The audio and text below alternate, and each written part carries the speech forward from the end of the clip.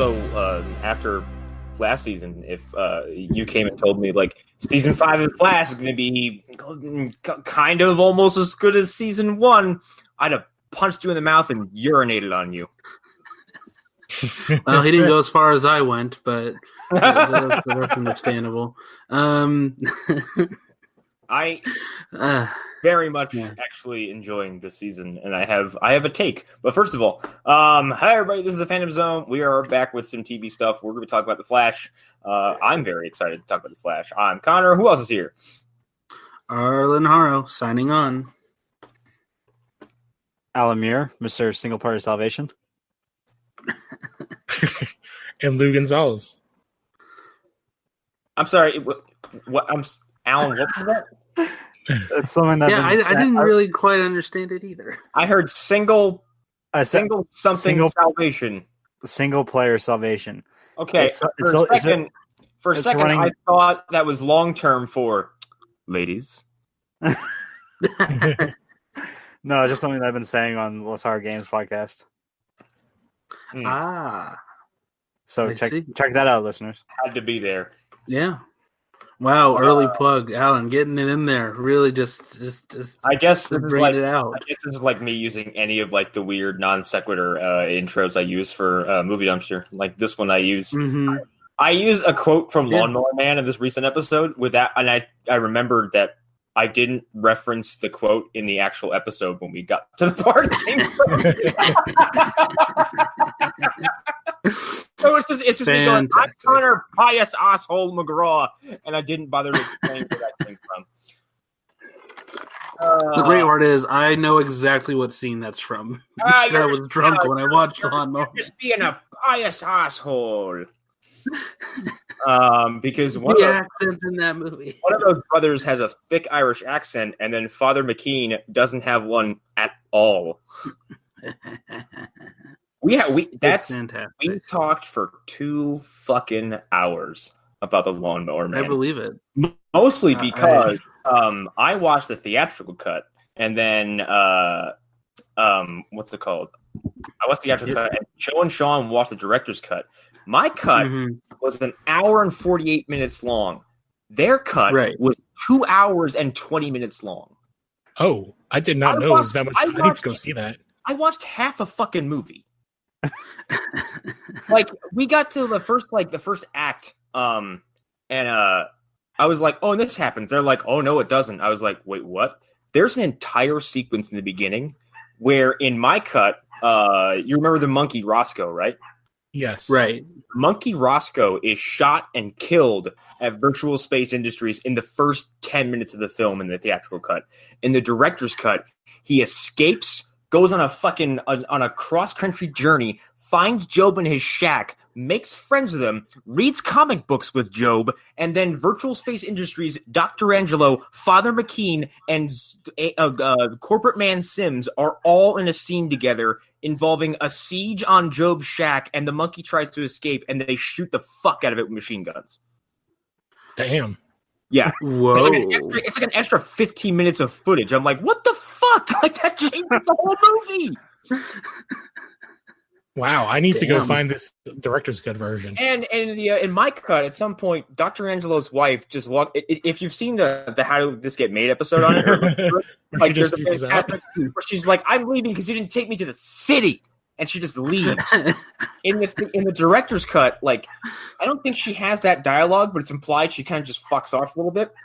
Later in the movie, Angelo comes home and she's there, and he's like, "What the fuck is happening?" And she's acting all weird. She's cooking for him. Job is mind controlling her for some reason, and then when the shop comes to get him, he sends her outside with a gun, and she starts shooting at them, and they machine gun her to death as well. Oh my god! Wait. Wow! So Job took over her body, like someone else that we know. No, he's nice transition. Yeah, this is now a movie dumpster postmortem. As far as body swapping goes, back to what I said earlier when I opened the episode about this. Personally, I am liking this almost as much as I liked season 2 of The Flash. Season 2 of The Flash. I mean, in hindsight, that's a good review. I don't want to come out and say like I like it as much as season 1 because like season 1 is untouchable TV. But the one thing I want to say before we even get to the meat of this conversation is that I've noticed that this show does really, really well when there's an actual compelling mystery to unfold. And this time they're doing it in reverse. There's no identity to reveal, but this time it's motivations. And it's not of the main villain. Yes. Like we're trying to figure out what everybody's hand is because we don't really know Cicada's long-term plans. We don't know. We kind of do. We kind of do, but we also like there's some weird future stuff that like may implicate his daughter being like the successor to his reign of terror. Right. There's the stuff with Nora because she's like, as much as we find out, she's still holding a bunch of shit close to the chest. And Eobard's game is anybody's guess. Right. Because he's doing a good job of being like, oh, I want a redemption story. And I'm like, now I'm waiting for you to put your hand in someone's fucking... Waiting for the other shoe to drop. Oh, yeah. Right. Yeah. I do think, to me, maybe it's just like a simple part of... like because Eobard is... I don't remember which of these... I think it's this first one, right? Where it's revealed that he's basically on death row. Yeah, he's awaiting execution. In like a half hour. So she keeps jumping back within like... the minutes counting down to his execution. Yeah. Yeah.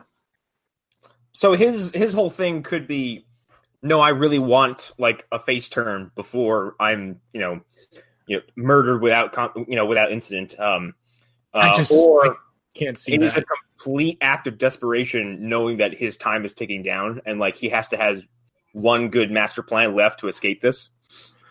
Well, I think part of all this to me is, and I've seen some rumors online of like, is Nora their actual daughter, like this Flash and this Iris's actual daughter?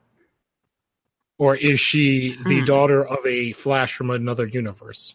Well, the thing, and like this actually ties in with the Eobard stuff because what I didn't think about, and I think what a lot of us kind of glossed over,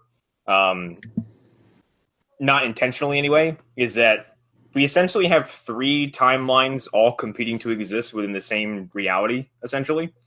Because we have what I assume would have been the main proper traditional DC timeline that Eobard inadvertently fucked up. And then we have the pre-Flashpoint CW Flash timeline, and then the post-Flashpoint CW timeline. Oh, see, I thought you were going a different way. Because I think the pre-Flashpoint is pretty much gone. Because no one references any. Even in the other shows, like that's like gone. I think it's the pre-Nora timeline. And which is like the current timeline of all the shows.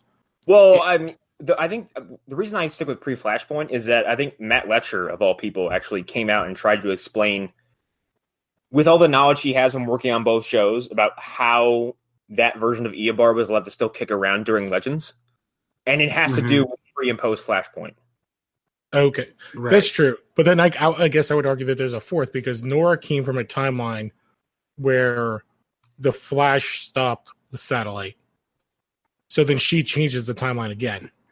So there's a split there. So her future is like this future that's, I guess, is like the her coming back.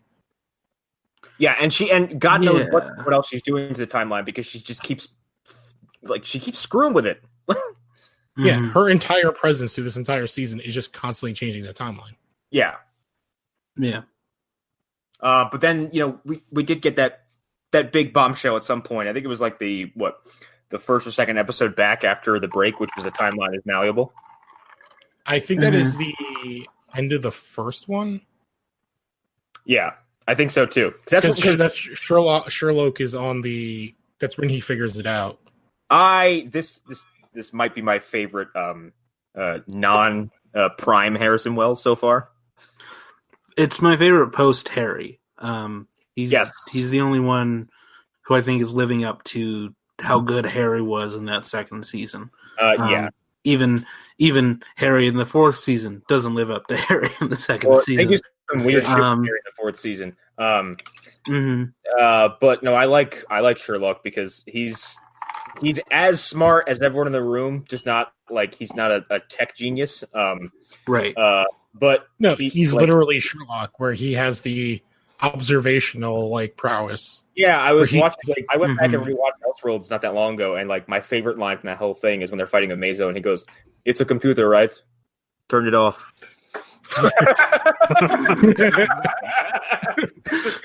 Goes, I really hate when you're right. I do know. I don't know if the episode 13 is very Sherlock heavy. That was this past week's. And it was very interesting, and it was very much into his backstory, and I really like what they did. Interesting. This is like basically it's a universal constant where like no matter what, like this, like that's his ex-wife in various universes, more or less. Yes, and it is the woman from Father of the Bride. Was it? Isn't that the one with Steve What's Martin? his name? Steve Martin. Yeah, that's who that is. I think so. Yeah. Oh no, that I'm saying that's who that is. Oh, okay. And I do love how she gets to play like 5 different versions of herself as well. There's a council of Wells exes. And they mentioned having Superman deliver the alimony money. Yes, they tie in the cross thing. That is it's really fucking it's fucking fantastic. But it does tie into like the whole time is malleable thing, and like right, yeah. But that's like episode 13. But I don't know if we want to go through the order of them. I figured we would just kind of break them down as far as that was loud. I'm sure only to me because I have headphones on. Yep. I want to break them down like conceptually as far as what pieces are moving where, because I think, especially from the last 2 seasons, like this season so far has the most pieces that are in play that don't either get boring or immediately stupid. Yeah, because I think there's a lot of and I feel like everything is a payoff so far, or you get the sense that everything will pay off.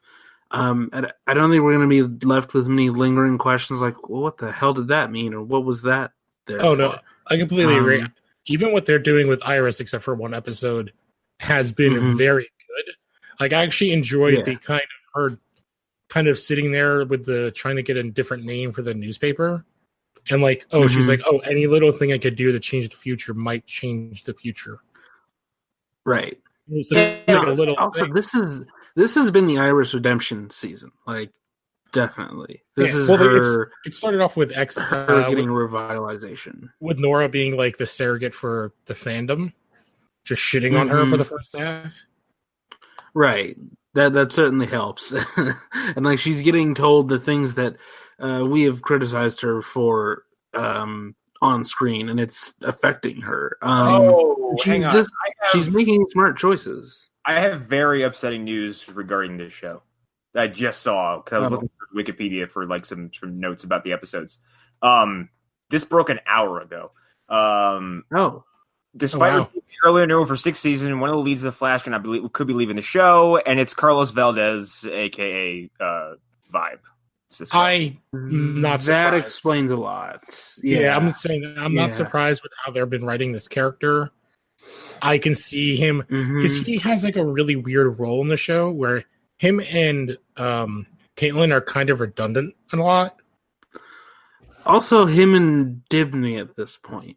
Like, yes, we don't need all 3 of them especially necessarily. Like, Ralph is like a power, and he's also comic relief. Cisco was very much originally comic relief, and he's like the tech guy. And then them writing this whole thing where he doesn't like his powers per se is, he wants to be normal, have a family, have, and it says. Go back and date Kendra. Now it does say. Oh God, we don't talk about that. It does not say he's going to leave the show. It says he may not come back as a series regular. I can see them doing it. Fine. What they did with Wally. Yes, but the thing with Lolly is that he for right now, indefinitely, he seems to be gone from these series of this pocket of shows. Well, he's kind of doing that could be undone. What's his name that played Roy on Arrow did, where he Yeah. had some personal things he was going through. Here's the thing: Keenan Lonsdale left the shows because he wanted to go fucking how do I phrase this just right? Because I think it's find fantastic. himself. He found himself and became a beautiful fucking peacock. If you follow him on Instagram, yes, which I'm saying is it fucking blossomed overnight and dropped like a catchy single. Goes to festivals and like pride parades and all kinds of stuff. I'm like, look at you fucking living your life as hard as you can. That's what I'm saying. It's the He's same having thing a good time. The guy that played Roy had went through. Fucking dressing up as Ursula for Halloween and shit like that. Yeah, he did. Having a good time. And I'm okay with that. Because the only person so far who has said, well, I'm leaving this universe. Well, okay, no, there are two people. There are two people who I feel like they earned the right to leave, and that's Wentworth Miller and Victor Garber. They're the only ones who I'm like, that's fine. I understand. And Victor Garber being older also helps. I bet money that if after, because when is this Prison Break reunion return supposed to happen? I think that already happened. I might be wrong. Oh God! It just washed over me like a wave. I would bet good money that if CW was like, hey Wentworth, you want to come back and do like a Captain Cold episode? He'd be like, yeah, of course. He would just show up with goggles on, Well, especially. You can't tell me that they won't come back for Crisis on Infinite Earths. They'll be back. It might be like a small bit, it might be Wentworth Miller over a radio and Victor Garber, in a corner of a scene. But they'll be back. Well, and the show is already interesting. The show already gave us more Stein during the Flash 100 episode. Because we got to see that moment where we got to see how the particle accelerator affected everybody, who would become a person, who would become a thing during the show, and he was there. Which is one of the things these shows are really, really fucking good at, is acknowledging and respecting their past. Right. And also, and I'm looking at an article right now. It says he won't be a regular on the Flash. You know what that opens him up for? The best toy box that there is. I mean, can you, in a world where Nate may be leaving Legends, which is kind of what it seems like they're insinuating a lot. That is bumming me the fuck out, by the way. And I can see Brandon Routh being like, I've done enough. I don't need to be here every... I don't know if Cisco and him could exist on the team simultaneously because they're the same character in many ways. I would like to see, because, Nate is essentially, one half of the Science Bros. Yes. On Legends, and if he goes and Carlos replaced him as, the Science Bros 2.0, that would be a massive buff in regards to that. That would be, yeah. Yeah, that'd be very cool. And then you bring Eobard back again, and he has to contend with both fucking Palmer and Cisco as the Science Bros. And he's like, fucking Christ, I can't. Well, the other thing is, you also have to remember. And just to compensate, he takes both their hearts out. He's a There's also all the history. Oh, shit, he's done that to both of them. Yeah. That just clicked. With he's also has all the history with Rory too. Yeah. Well, we know what happens when Eobard falls in love with you or has affection for you on any level. Yeah, that's right. Because he said he was like, it's kind of fun being a scientist with you again. Hey, Palmer, blup blup, and then later on, literally rips his heart out. So he's the male version of Caitlyn. Yeah. Yes. Except he actively kills you instead of just waiting for the universe to do it. Right. Fucking poor Ralph crushed on Caitlyn and then got killed and then got brought back, and she's like, "Who are you again?" I do think you're talking about them recognizing the history. I do think it's hilarious how they're just like, "Yeah, we're not even gonna like address the issue that Ralph should be a god at this point. Yeah, Ralph should still have all those god tier powers. Yep. Like specifically the one to bring inanimate objects to life. Exactly. Season 4 should just have like it says like, we wrote ourselves into several corners. Please don't acknowledge this.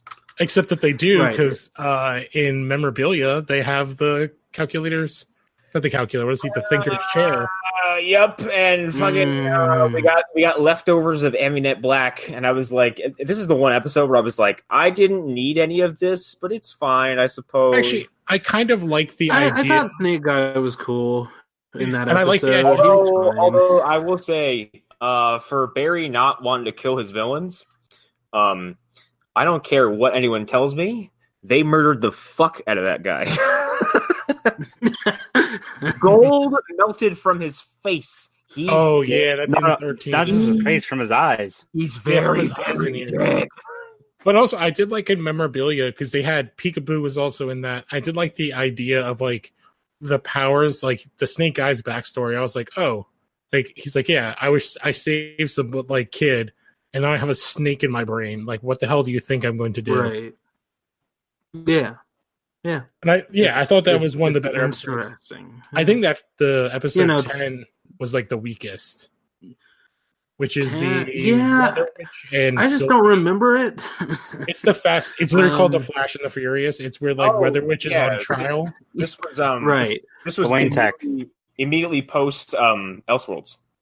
Mm-hmm.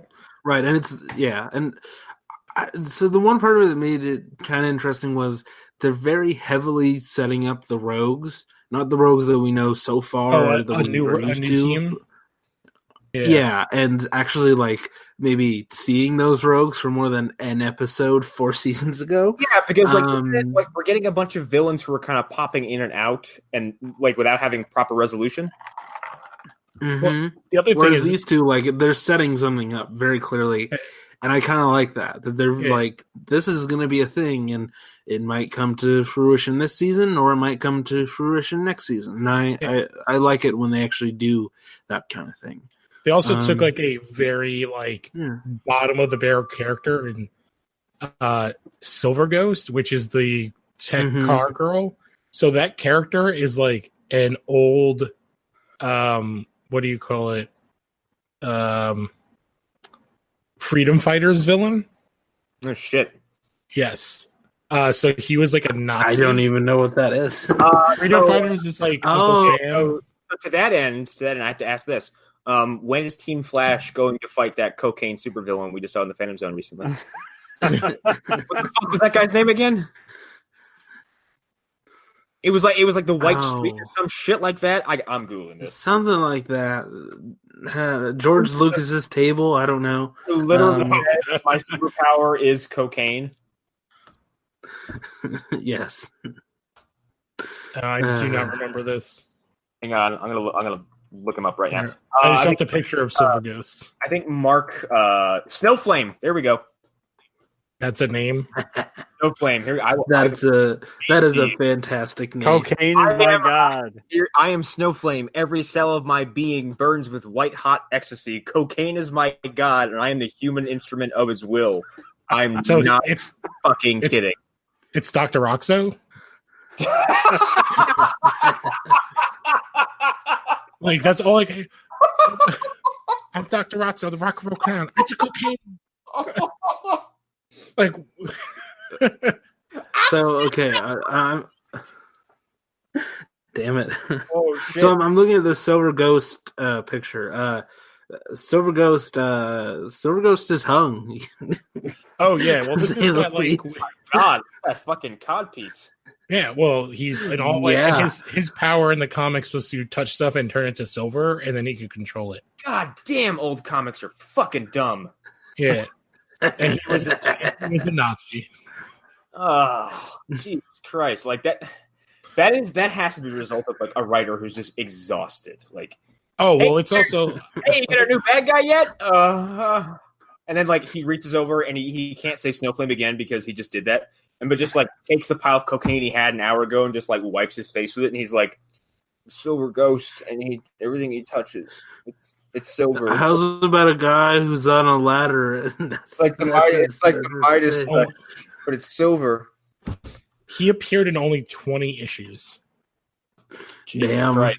So this is like Flash really like goes to the real, just like deep depths to find. And I mean, like, I love it, especially when, like, I suppose because with what we hear about these shows, even Gotham to an extent, I kind of feel for at times because I feel like they were setting something up, and then like WB got a hold of it, and they were like, "What are you doing, Joker? Yeah, you can't do that." And they were like, "But we have 3 seasons of no, you can't do that." And like Suicide Squad being taken away, and then Deathstroke being taken away. I feel like these people don't have a choice but to like just dive into this barrel of like DC cast off characters that haven't been touched in 50 years or 30 years or 20 years, and then just like somehow elevate them into being useful, which is really commendable, I have to say, because no one else is really having to do that, and these people don't have a choice, and they're doing a good job. The show started doing that with Cisco. Like, Vibe is a bottom of the barrel trash bag character. Like, who breakdances. Yeah, he was a like 70s disco character. That was a scathing description of that character. Yeah, well, and also he's one of the few like Latino heroes, and he is a disco piece of garbage in the comic books that they tried to bring back at the same time as this in 52, and that lasted for like a week or like 2 or 3 months. And that's a shame because the characterization of him in the show is fucking awesome.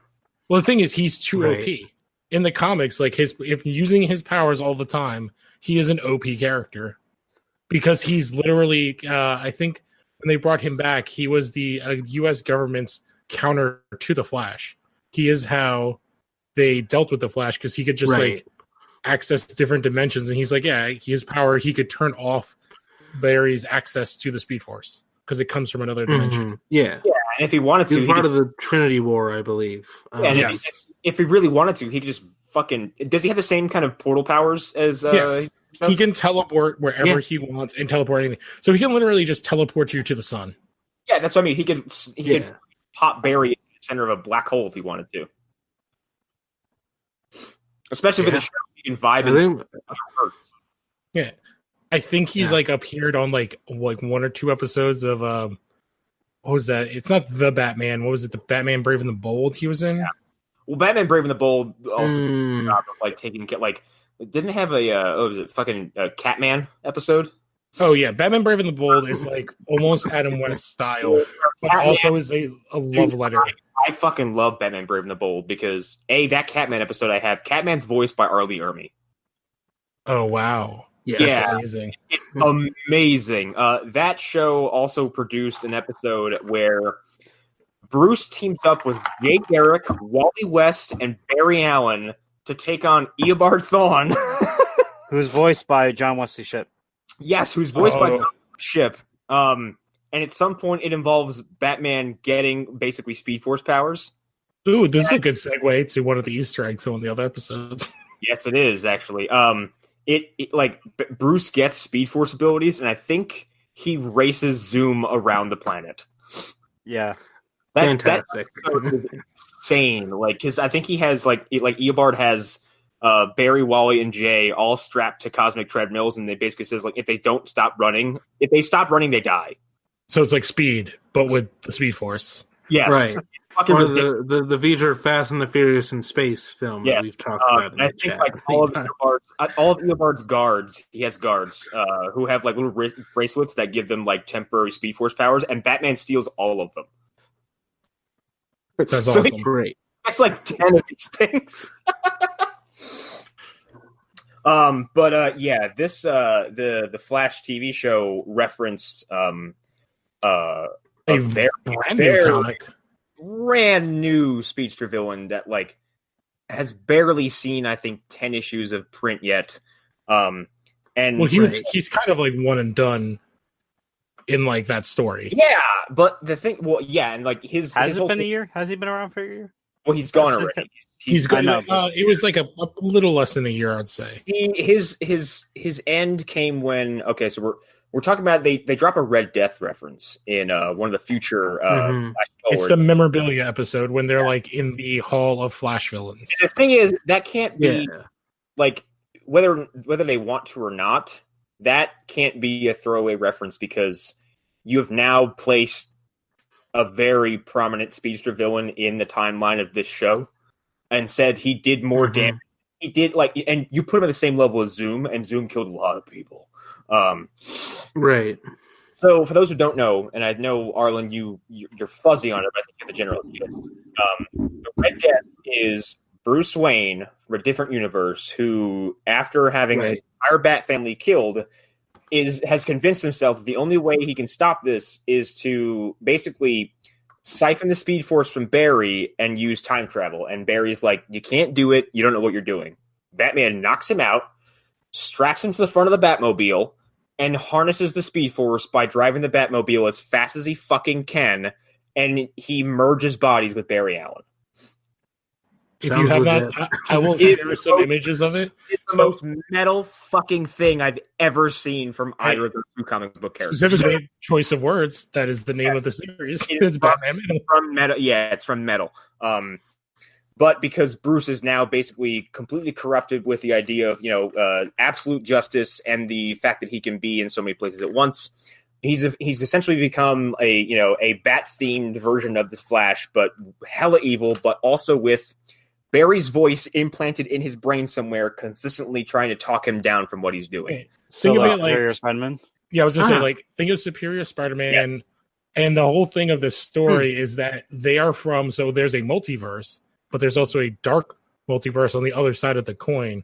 Yeah, where all the bad shit you've ever thought about exists. Yeah, all your nightmares. So in the story, he takes out the Flash he takes out Captain Cold and uses his tech to slow Barry down enough to get him. Yeah. Yo, that's right. Yeah, he steals all of the road tech. He has Mirror Master's gun. He has Captain Cold's gun. He's got the fire gun from Heatwave. Everything. And there are multiple versions of this. Red Death happens to be one of the best ones. Yeah.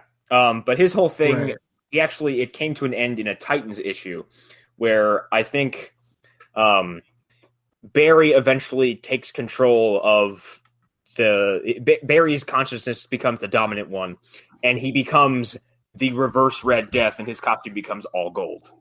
I have the picture right here. I'm sending. Yeah, it's fucking awesome looking. And then because where he's from, it's dark. Basically, because of that transition, he can no longer exist in our universe. So he basically fades from existence. Yeah, it's a really cool concept, and it's an interesting way to introduce a new kind of speedster. Now, you don't have to do Bruce Wayne, I suppose, if you're doing the TV show. It could be you do Ollie. On the show, if you gave Ollie the Speed Force, he would just kill all the criminals. Well, they did do that in the crossover. That is actually but he didn't. He didn't try to kill people. Really use it the way that Ollie would use it. He kind of did, but just day one, I'm gonna throw a lightning bolt. Yeah, I'm trying to remember. True. I think in the Flash Museum we see a bunch of comic issues. One is so heavily displayed that it's ridiculous, which is the Cicada issue. But there are 3 other ones, and I believe one of them has to do with another speedster that we have not seen yet in the show. Oh, I fucking hope it's Godspeed. I really do. That is the one. Because me and Arlen had just talked about, I'm not sure if we talked about on the show in depth, but how we basically came down to... I think we have, because you and me have definitely talked about it. Yeah, and we basically said, the one person you could do this with is Sing. You can do it with Sing. This would have to be a slow roll. If they introduced a character this season, he would have to work for next season as a villain. Yeah. But Sing would work. It would need to be a chase situation, but over a much longer period of time. If they didn't goof it, I would almost say Julian would have been the ideal candidate for a Godspeed replacement. Or if you go all the way, actually, it is Flash #1, the first issue of Rebirth. Yeah, which is the episode, or which is the issue where Godspeed is introduced. The other issues are the Cicada one, and the third one they show is a rebirth, like the first return of Grodd, which actually had to do with all the speedsters. Wally, Big Wally, Little Wally, Godspeed. The Justice League China Flash girl showed up. I can't remember her name. She's from the same story where Godspeed. So there was where they got the Speed Force storm. Yeah, in the comics it gave it powers to everybody. Yeah, and then the negative Flash who is Mina. Who was also one of those people. And then there was an interesting story and like all that where, and it actually ties into this as well because in that memorabilia. In the story, they take that whole ending scene from with Iris with the Thinkers like thing. In the comics, they go. What do you call it? It's Eobard brings him to the future. And I think you let Connor take over from here because he knows where it goes. Oh! When Eobard brings Barry and Iris to the future, and basically shows them like what their family's future holds. And it involves like their kids like actually having some kind of fucking civil war. It shows future rogues. It shows where the new Commander Cold came from, who I fucking love. Citizen Cold is awesome. Does he go by Citizen Cold now, or is he still Commander Cold? I don't remember. He like doesn't even usually. They just call him Cold all the time. I thought he was Citizen. Long story short, there's a future version of Captain Cold who was a cop who basically, instead of letting hostages die, he runs in and just fucking murders the bejesus out of a future rogue instead of letting hostages die, and he gets kind of railed on by the police. But then, like, essentially, an Amanda Waller-like figure steps forward and says, like, you have exactly what you need. How would you like to join the rogues? And the rogues in the future are a Task Force X. But themed after old friends. They're like everything is reversed in the future. So the Flash character, the Reverse Flash, is the bad guy, and the rogues are the heroes. Yeah. Yes. But then that's an interesting idea. And I think the guy he goes after in the bank is an evil elongated man. It is. Yeah, it's an evil Disney type. And he ventilates the bejesus out of this guy. But I think he has ice water in his veins. Yeah, and then like during this whole thing, like Solomon is in the Flash Museum. He's basically Eobard's secret apprentice, and Eobard takes Barry and Iris to the future to kind of try to essentially help keep sticking that knife into Barry's side and be like, this is the future you hold, and blah blah blah. And he's like, if you listen to me, I can fix it. And then Iris, not wanting to hear any more of this, and quite frankly, probably had a really bad day. Picks up a gun and blows Eobard's fucking head off. Yeah. It's fucking awesome. He destroys his entire upper torso. Which is exactly the kind of scene they steal in this episode in memorabilia. They like in a not so badass way, but it's basically that scene. I can't remember what happens. She uses the Thinker's chair and shoots the costume. Oh, that's right. Oh, okay. She's the one that defeats it. It's 100% taken from that. The fucking costume is really fucking cool because it's actually like really. I actually love the effect it has. It's a really because it's like a golem, isn't it? Yeah, it's super creepy. But there's no face and anything. It's just I like that we got. It's very obvious somebody was wearing a morph suit and they just like green screened him out, but it works. Yeah, it works very well. Great.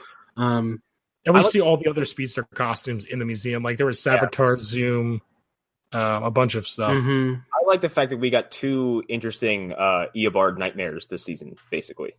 In that Ollie had to live, what goes on inside Barry's head by having to fight Eobard one-on-one, which I really hope at some point that he gets to address that directly and says, like, wow, I thought my bad guys were bad. Yeah. Yours is a fucking stalker. There is, so I do think... Where's the face of the guy you respect the most? The one other part I want to talk, especially in that episode, is the flip side, the dream, because this is very much an Inception episode. Yeah, well, this is the one where Nora gets paralyzed, right?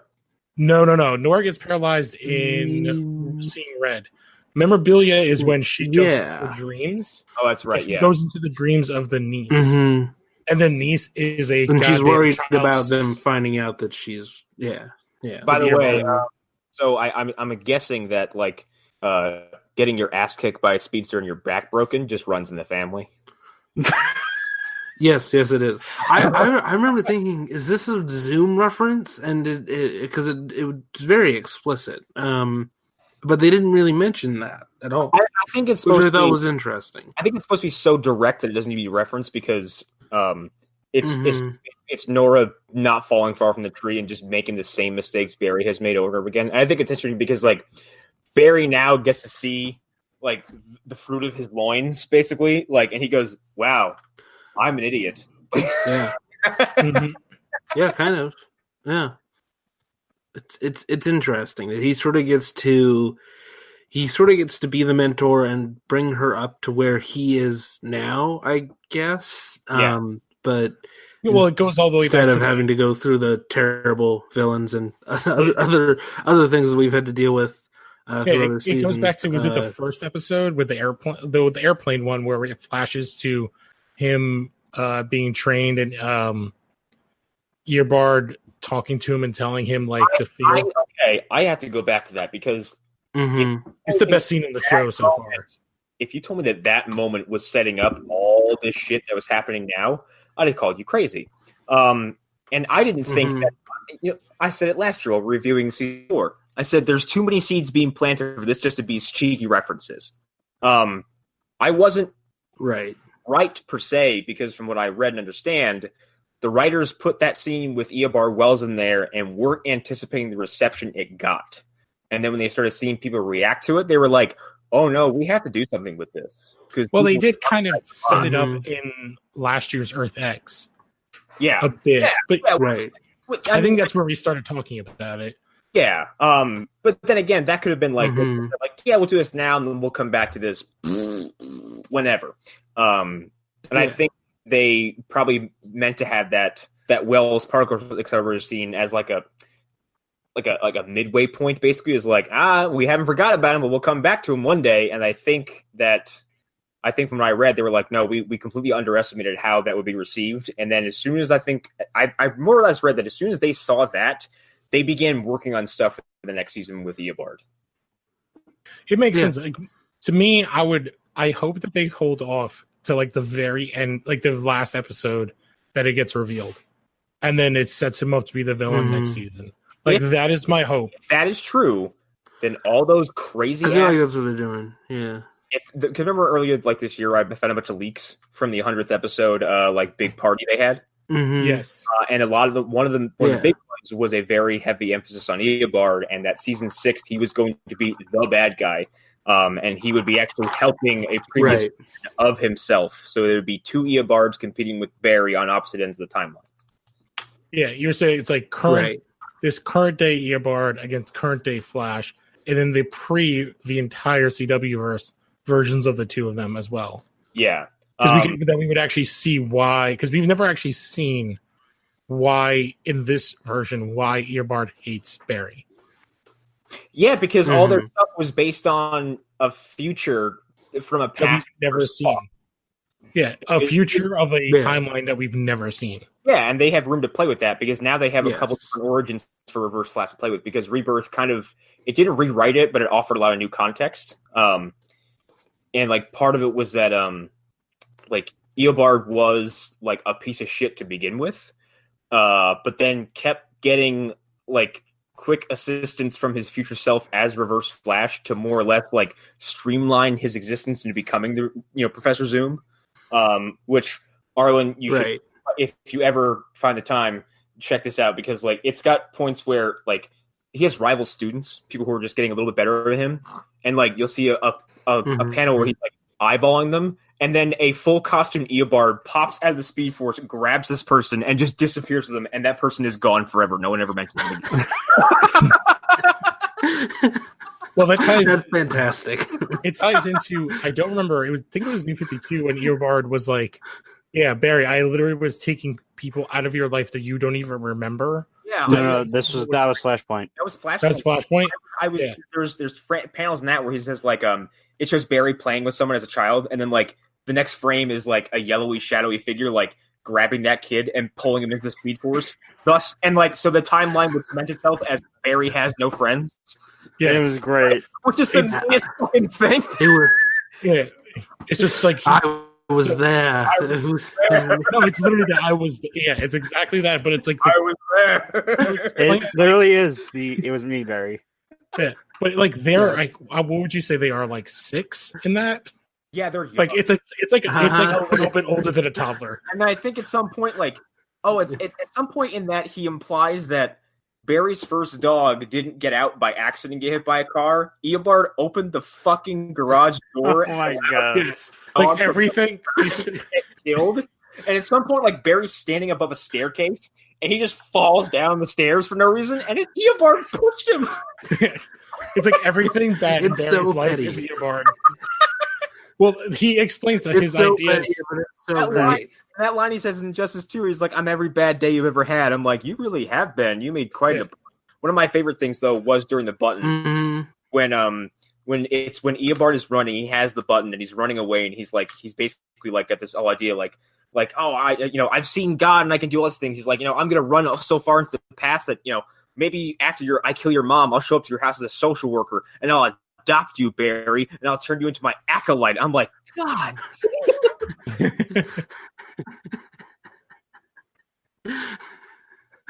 Fucking love that guy so much. Yeah.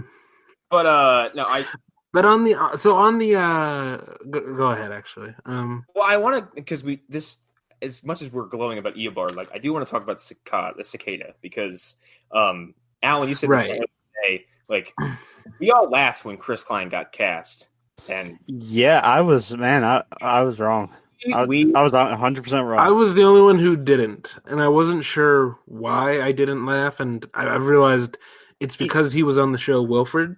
And for those who haven't seen that, he plays like a sociopath on Wilfred, like a straight up not a great dude. And he's very convincing in that role. So I think that's the only reason I wasn't like the last place I saw jump him straight on the laugh train. The last place I saw him was in Street Fighter: The Legend of Chun-Li, and he plays Charlie Nash. It is one of the worst performances I've ever seen from an actor in my life. Like he has like 4 minutes of screen time, and most of it is him taking his hand and brushing his hair back and going, "Yeah, we gotta find Bison." It's like he's doing a weird David. Here's the thing, though. I've seen clips, and it seems like he's playing it up, like he's intentionally going super over the top, which I actually kind of appreciate. I mean, that movie has Neil McDonough being just like completely ridiculous, right? So it's like, and he Klein's not even the worst thing. One step away from jumping in a river.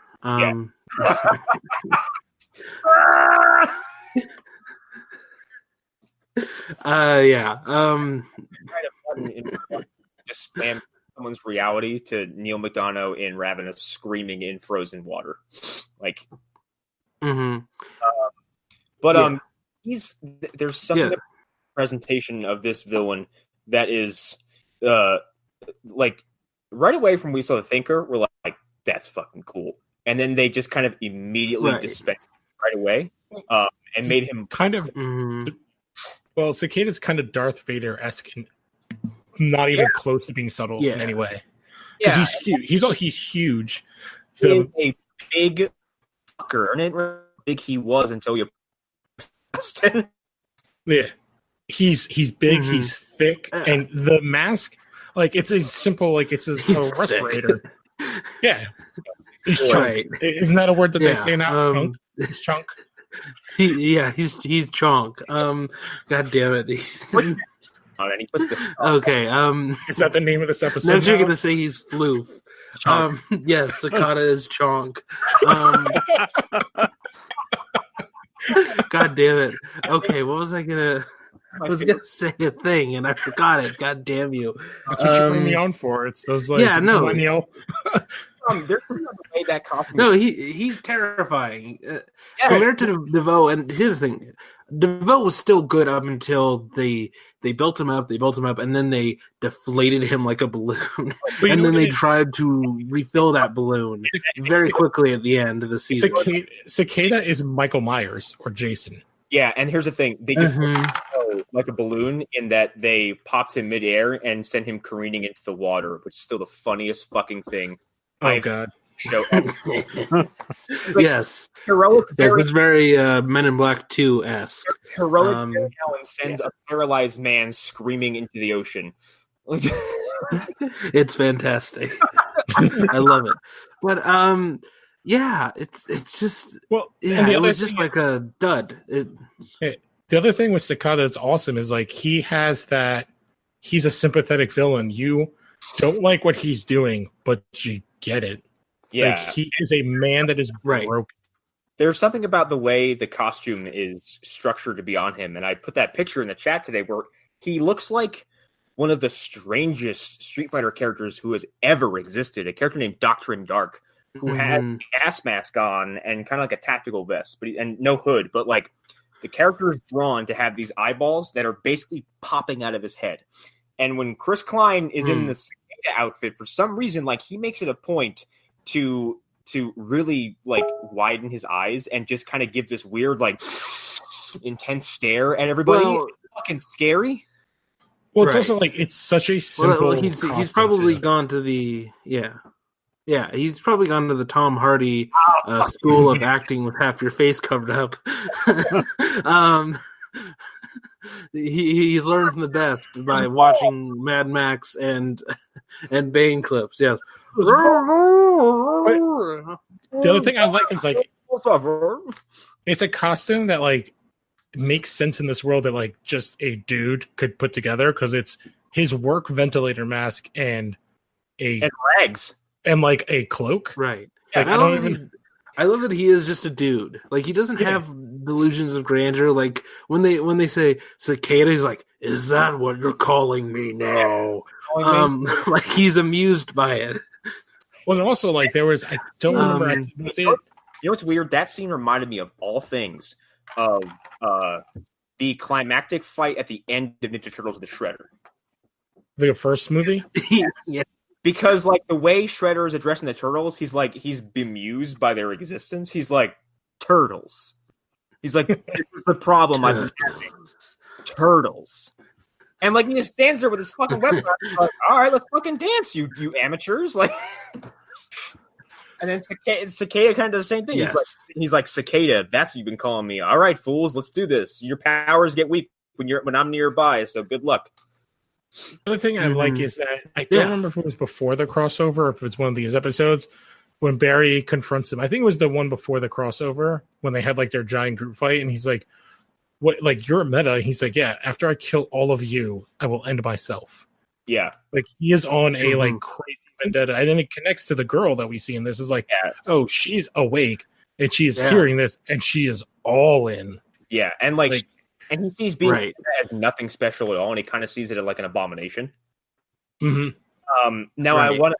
Now that we're talking about Cicada, we can get to the only time in this series history when Barry remembered that he's essentially a god, and goes fucking devil on Cicada and beats the holy living shit out of him, including hitting him with fantastic. They have a fucking hardcore match, and Barry beats the. It's great.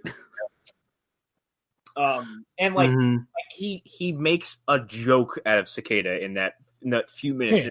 He makes like a triple lightning bolt. Is that what they say? He does he's doing. I think so. Yes. He's at the power of 3. Yeah, and like it reminds me a lot of Reverse Flash beating up Wells while he's pretending to not be the same person. When he's just you're kicking his own ass. You're getting your ass kicked from angles you can't understand because you're like, he's punching me here. He's also punching me there, and it seems like he has 4 hands. It's kind of beating where you don't have time to register how fast you're being hit. You're just like, I've been hit with a chair, I've been punched in the stomach, and I've been kicking the ribs. It's been 2 seconds. I don't know what day it is. Well, I do have to say, during that whole fight, what's also awesome is Killer Frost is just like holding her. She holds her own because her powers are like different, so they're not affected by everything because there's no dark matter stuff. Yeah, but like her holding that, like she's like locking down the tool where she's like, I got this. This is all of his shit. Get him, Barry. Because she's like holding it at a distance where he can actually use his powers. Yeah, and then like and there's some points in that fight where Barry like knocks him into the air and then just like casually walks around him in full Speed Force mode and then just backhands him out of suspended animation. It's great. Like he is. That's what I like about the season is that like they're not afraid to show how strong Barry can be against someone who doesn't have the ability to just make Barry a dumb person. In a very weird way, this fight reminded me of Dragon Ball Z. Like it had that very kinetic. That's fair. Speed. Where people think it's impossible hits and it's hits that likely would kill someone, but the pieces involved are so ridiculous.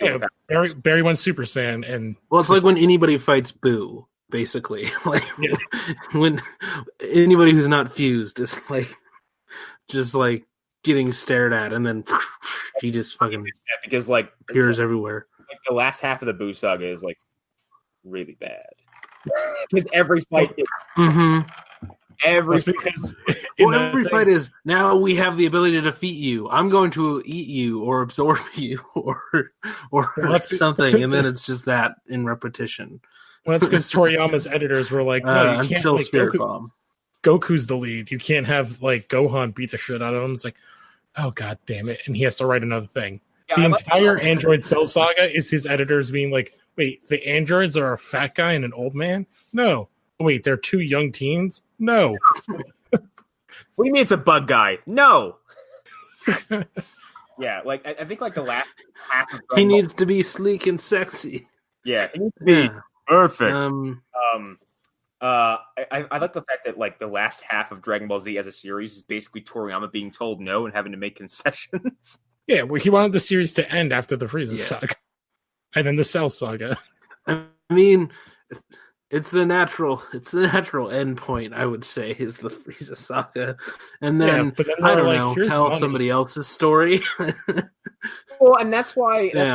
I mean, when I heard Dragon Ball Z Abridged was going to end with the Cell saga, I'm like, that's perfect. Actually, no pun intended. That's a fine ending if you choose to do that because you don't have to address anything that comes after. You can just say Goku left, he is dead, they beat Cell, Gohan will go. That's it. And they sort of Abridged ended their series, their version of the story in that way, but also basically said it was kind of one of the most touching moments the show was produced because Gohan essentially talks to the audience, says everything's gonna be fine.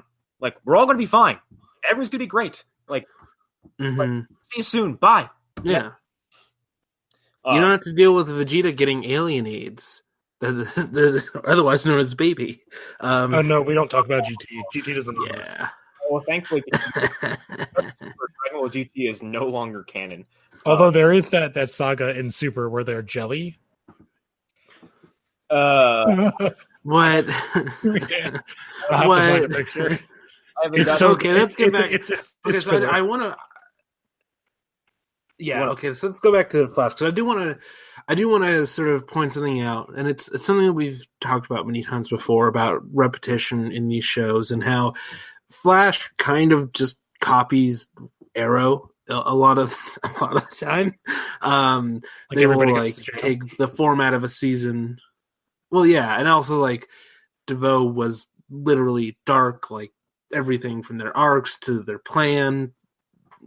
All those things, and so on and so forth. You can go through and make arguments for why certain characters are just the Flash's version of Arrow characters, and it's pretty easy to do. The result of when you have the same people working on 5 different shows, ideas are going to cross. Right, it's forgivable. Yeah, and they're gonna.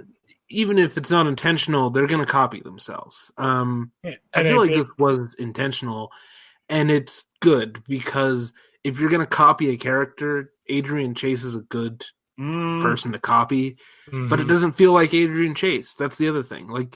It almost feels like they took what made Adrian Chase scary, and that's what they copied. Adrian Chase copy would be Godspeed. Hard. Well, yeah, but I'm just saying, what made Adrian Chase a scary character? You couldn't get ahead of him. He always seemed to be, 15 steps ahead of Oliver. And his motives were very personal. And it was all about pain. It was all about giving Oliver, punishment. Well, for Barry, that's not his thing. His thing isn't punishment. His thing isn't self-hatred. His thing is not being able to do his job properly, not being able to protect people. Yeah. He can't do that with Cicada. He can't even use his powers around Cicada. So in that way, Cicada is sort of a Chase type character. I would say right now what's interesting is Cicada is much more similar to what is the character on Supergirl right now? Citizen Freedom? Agent Liberty. Citizen Steel. Agent Liberty. Or Agent Liberty, yeah. Yeah, he's very similar to him as well. And he's doing a similar thing as well. He's hitting Supergirl where Supergirl's weaknesses are. Supergirl can't be everywhere at once. Supergirl, she can inspire people, but she can't build a movement. Like, she can't build an army of people who will do whatever she says, and she can't convince people of things that they're already convinced of in their own mind. She can't undo, all these, things that have built up over people's lives. She can't undo what they've learned as human beings. Which is funny because, like, but she can't. Her and Clark have that in common, and I think it's funny that a big part of Dark Knight Returns has to do with Bruce essentially building an army of people who think like him and will share his message. It's the difference of being a man and then being a god. People can't connect to it. Mm-hmm. Yeah. And Agent Liberty is touting himself as human first, isn't he? Yes, that's the whole thing. And Kara is not human, so she's immediately discounted from that argument. Yes. And then in the Flash, she's aspirational. Yeah, and in Flash, Cicada is the self-hating meta, where he's just everything was fine. We didn't have these disasters until you showed up. And I don't know, right? That's hard to argue. He's also a response to Barry. That's the other part. Yes, it makes him very similar to Chase. Yeah, and it's Chase is a direct response to Oliver. Yeah, and Cicada's thing is it's not Barry's fault, but because Barry it's not Barry's fault. Yeah, because Barry is seen as oh yeah, it's cool that the particle accelerator gave you fucking god powers, but what about this person over here? Or me. Mm-hmm. What about Snake Eyes over here? Yeah, what about Snake Eyes? What about Snake Face? What about all these metas with horrifying superpowers that belong in a Cronenberg movie? What about that dude from season 1 who was... Yeah, what about this one dude who turns into a fart cloud? What about him? Yeah, well, what was it? Tar Pit? That actually is horrifying. Yeah.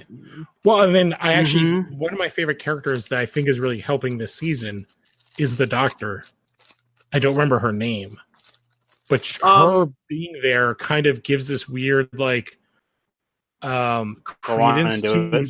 Was it just me, or was she present in episode 100 when Barry and Harrison are both being admitted to that hospital? I think she is one of the nurses who takes them in. Well, no, she wouldn't be a nurse. She's a doctor. So. She's one of the she's not looks like she's not senior staff. She's in scrubs, which is an easy way to say you're not one of the you are an employee. You're not in charge. I think she was one of the people who admitted them, or at least treated them. I have to go back and rewatch it, but I think there was a point to make. I think there was a point they made to put a camera on her and make you see her. Yeah, I think she says in that she's like, "What the hell is going on tonight?" In regard to the particle accelerator exploding. But yeah, no, I think she's in it. Her being the devil on Cicada's shoulder is really fucking cool. Yeah, well, because she's also she is a human. She's like, oh, I'm trying to She's like, yeah, I see the damage that these metas do all the time. She's helping him, and she's like, for the greater good, kill these things. It's also showing that the average person, again, connecting to what Supergirl's doing, is the dehumanization of metas in the Flash world. Yeah. And also, there's that cop. Right. Yes, and the cop, exactly. Who was a tie-in to one of the episodes early in the season. which I also liked. And that's another way that this show is very similar to Supergirl this season, actually. The whole people who you wouldn't expect turning against the hero. It makes sense because both both police turning bad. The protagonists of both shows are gods. Well, you know what? This actually ties into like we've said Supergirl gets political, but I think Flash is actually kind of do the same thing where like the current political climate has included stuff like you will happily vote against your own personal morals because it's comfortable, but you won't fucking admit it out loud. Like you'll sell out your own, you'll sell out your own soul for the sake of saving face, but you'll never come out and say it. Which is kind of how like a lot of people like voted for fucking Trump, but won't say it to your face. Whereas like a lot of people who might be seen as like, yeah, go Flash, fucking godless, monstrous abomination Flash, not to his face, obviously. But also like, if I'm a they doctor, root for him when he's stopping a wormhole, but not otherwise. And like if they also blame him for the wormhole. Yeah, and the other thing is like, if I am a doctor and like the first time I see someone who may have been punched by a speedster, like my entire career might be flipped upside down. Because someone brings in this dude who has like, let's say, I don't know, it's obviously wouldn't be Barry, but like Zoom fucking full speed punch somebody in the chest, and you bring that person to an ER, they're gonna crack that dude's chest open and be like, his chest cavity's pulverized. You're telling me this dude was punched? Or like anybody that put his hand through their chest. Yeah, no entry wound, no exit wound. You see their heart, and it's like no entry wound, no exit wound, but everything on the inside is mush. Like, what the fuck happened to this dude? Well, to be fair, you don't. It's like pate. Yeah, going back to season 1 in the Flash with the original Harrison Wells. Like Eobard hides his victims, totally. Except for Rex Tyler. Yeah, totally. Well, Eobard also. Oh, that's right. He kills Iris's editor in chief, right? But then kind of sends him away basically on a vacation with his mistress. Yes. Yeah, and I don't know, like what happened. What did he do with Simon Stagg? That's a good question. He stabbed him. I don't know. I forgot that Stagg was in this show. Yeah, Stagg is one of the, like I think that's what Erik said. Like we mentioned Simon Stagg, and Erik went, "What?" Yep, that is wow. With multiplex. Yeah, I do remember in the first season, we like Simon Stagg. They're already here. Simon Stagg was played by the guy who played the president in Iron Man 3. Yep. Yeah. I don't remember because Harrison just stabs him, doesn't do any Speed Force on him, but I think he just leaves him there. Yeah, first he stands up, and then which Simon Stagg is like, "What the fuck?" I love every time Harrison stands up in season 1 because people just shit them. Like how. You're doing a really good job when they act of someone just standing up and you go, oh, fuck. There was a moment from that season that every time I go back and rewatch it catches me off guard. And it's one of the first interactions between Harrison Wells and Simon Stagg. And like Stagg sees him and goes, Harrison! And he puts his hand out and goes, no, please, don't get up. And Harry goes, ha ha! And then you see in his eyes, I will kill you. He goes, ha ha! And he like stops smiling. He's like, I'm going to fucking stab you later. The telltale thing pops up, says Harrison will remember that. Yeah, Harrison will remember. Yes. Harrison, yes, absolutely. God, that's so good. Oh, Alan, that might be your best joke ever. Thank you. Oh, but okay, so back to the nurse thing, because they didn't do an Agent Liberty origin thing for her necessarily. They did like a slow thing, but I would kind of love the episode where it's just like all the craziest shit that she's seen being on the other side of these metas. I think you almost don't even need to do it because if she's just an ER doctor, like you just imagine, which is what makes sense because like we were talking about like what like doctors would see. Imagine what cops are seeing.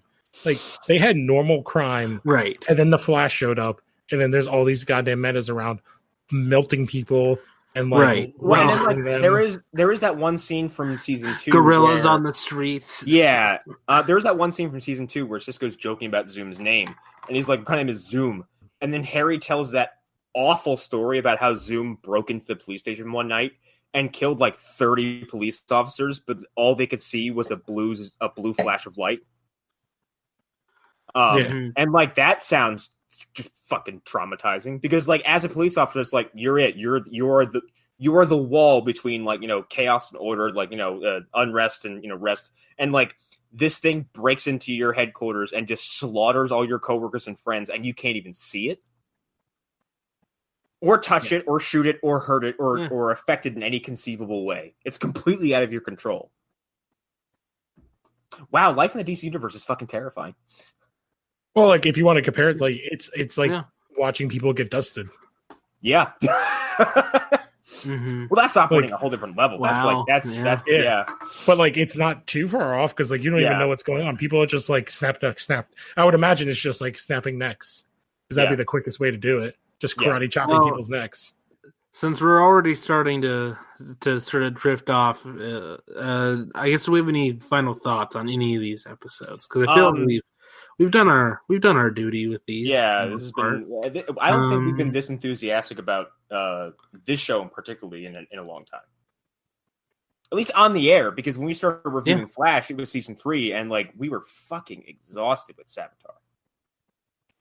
Yeah, and in hindsight, Savitar is not too terrible. No. DeVoe was making me wish for Savitar. All over. I do have to say, like, I think the most interesting thing to me is to see what will happen with the Grace character going forward. Mm-hmm. Yeah, because I think the implication is like she takes up because like they're like, oh, Cicada's immortal, but then like the implication is like Cicada's not immortal. His daughter picked up where he left off. Yeah, or I think that she is like the dagger, like she's the one that's actually controlling the dagger because she has the piece of thing in her brain. Remember they say that it was inoperable. She has a piece of satellite. So maybe she is actually like with him wherever he is going. And so his piece is making him like a tank. And then she's the one that's actually controlling the dagger. So they're operating like a yin and yang, basically. Yes. Right. Because they're basically said that almost that item in her head is keeping her in the coma, but is also giving her some sort of, because they say like she has some sort of barrier afterwards around her. Like she has meta powers from it. I think her hearing is being amplified, or her senses. Yeah. I think she's extra conscious for being in a coma. Basically, it's like she's able to perceive and but she definitely has some what's going on around her. She definitely has some sort of psychic abilities though, because they say like, oh, we can't get back in because she's put up some sort of shielding that's powered by the dark matter in her head. Okay, so the character that Connor was talking about, Dr. Ambrose. Yeah. She was in What's Past His Prologue. So she was. Yeah. Oh, okay. Oh shit. Then yeah. I think that's gonna be relevant then down the line. I think she'll probably come out and say like I've been seeing what this machine and the people affected by it have been doing for years, and I've had enough of it. I am gonna say as far as like final thoughts so far is that I'm really loving the season, and like as opposed to season 3 when they said, "Oh, the main villain is Dr. Alchemy," or last season when they said the Thinker and then just botched it. Like they came out and said like Cicada's not the main villain of this season, and we're doing kind of a bunch of mini arcs. I misinterpreted that as like this chunk of the season will be devoted to this chunk of the season will be devoted to this, and the final chunk will be devoted to this. And what it's actually become is like there's just a bunch of kind of threads that are being thrown out there, and they're all kind of meeting and then separating and then meeting and then separating. And I'm really kind of anxious to see how this all comes together because you've kind of fixed Killer Frost. You're setting up Cicada and his daughter. And you've got Nora, and then you have Eobard, and I know all this is going to come crashing into each other. And then you have them working on the cure for like the meta thing at the end as well. Yeah, which is the impetus for next episode. Cause and excess. Yeah, and if they actually, now that you said that, like that is probably Cisco's way out of the show, is that he'll probably take the cure because he wants to be a regular person. He'll do what Firestorm did. He'll do what I would imagine so. Where he's just like my role in this game is over, and I'm going to go live a regular life now. And he'll pop up whenever they need him. Hopefully he appears more than Patty does. Well, Patty's also a character that was in the comics for like 6 months. Jackson also like already has more appearances than Patty does after she left, and his appearances after he left are 1. Okay. So yeah, we can keep spinning the Patty Spivot is all and all is Patty Spivot. Wheel all we want. We're never going to get a payoff on that. No, she's in the same place as the Hawks, right? And Linda exactly. Park. What happened to her? The problem with Linda Park is that she's not who knows? She's not a Barry character in the books. Yeah, she's Wally's girlfriend, isn't she? She's Wally's wife. Yeah. Well, the problem is they set her up they did a big thing where they revealed that fucking Barry's the Flash to her, and then like did a whole Dr. Light thing, and then she just fucks off into non-existence. Yeah, she just disappears in the Ghost City. Disappears. Well, she was connected to Iris having a job, so yeah, they got rid of Iris's job. They got rid of her. Yeah. It's called a love triangle, people. Exactly. They flash pointed her career. Hey, that's true. Technically, everything pre-Flashpoint you can't consider canon unless it's directly. What was that? I don't know. It sounds like someone walking into a store, like a 7-Eleven. Don't worry about it. It kind of sounded like game show things. And someone's correct, and like Lou was like, "Yeah, it's like things before Flashpoint can't be canon." Bing.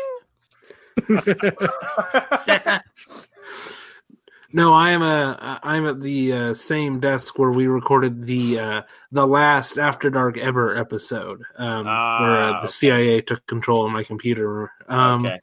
Hasn't happened again tonight, so yeah.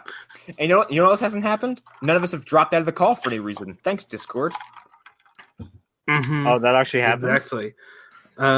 We've had on our end anyway. Yeah. For some reason, the combination of us, we've had my audio drop out, Eric's audio drop out, Arlen's audio drop out. Like it's not just like a word here; it's whole sentences are just being lost.